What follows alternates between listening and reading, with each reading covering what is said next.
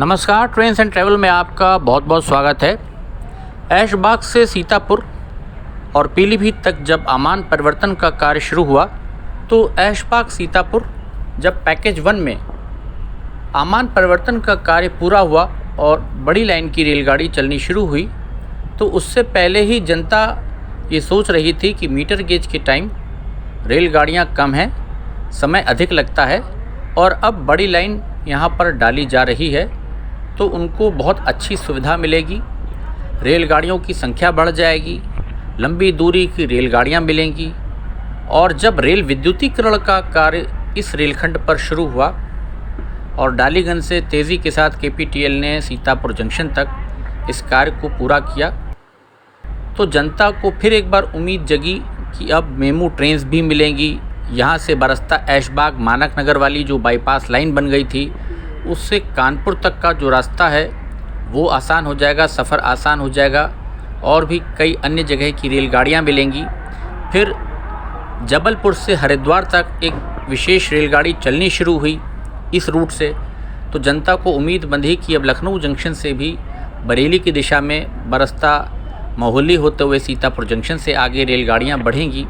लेकिन ऐसा कुछ भी नहीं हुआ बीते इन सालों में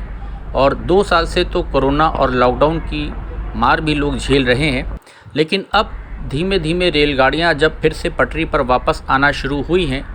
तो ये जो बड़ी लाइन है आमान परिवर्तन के बाद करोड़ों रुपए खर्च करके जो बड़ी लाइन बनाई गई मीटर गेज को हटा करके, तो एक बार फिर से जनता को अब उम्मीद जग रही है कि रेलगाड़ियाँ मिलें। और न सिर्फ मैलानी रेलखंड पर लखीमपुर की दिशा में आप रेलगाड़ियों को अभी मोड़ रहे हैं क्योंकि अब छोटी लाइन तो रही नहीं, जैसे पहले ट्रेन मुड़ जाती थी। अब सीतापुर होकर के आगे बरेली की दिशा में, रोजा की दिशा में भी रेलगाड़ियां भेजी जा सकती हैं। तो अभी तक कोई योजना, कोई प्लानिंग इस बाबत नहीं हुई। यहाँ पर आप देख सकते हैं ये मोहिबुल्लापुर स्टेशन से वीडियो शूट किया है क्योंकि जनता को इस आमान परिवर्तन का कुछ भी लाभ नहीं मिल रहा है क्योंकि ना तो रेलगाड़ियों का समय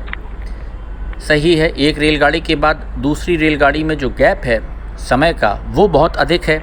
गोमती नगर एक्सप्रेस का ठहराव भी राजनाथ सिंह जी को भी लिखा गया, माननीय हमारे सांसद यहाँ से, लेकिन उसका एक्सपेरिमेंटल स्टॉपेज मोहिबुल्लापुर पे नहीं हो रहा है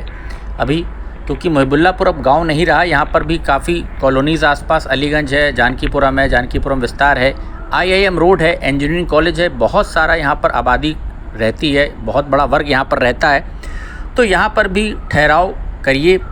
ट्रेन्स का कुछ कोटा यहाँ से अलॉट हो जिससे कि यहाँ पर लोगों को सुविधा मिल सके क्योंकि इस आमान परिवर्तन का जनता को कुछ भी लाभ नहीं मिला है अभी तक।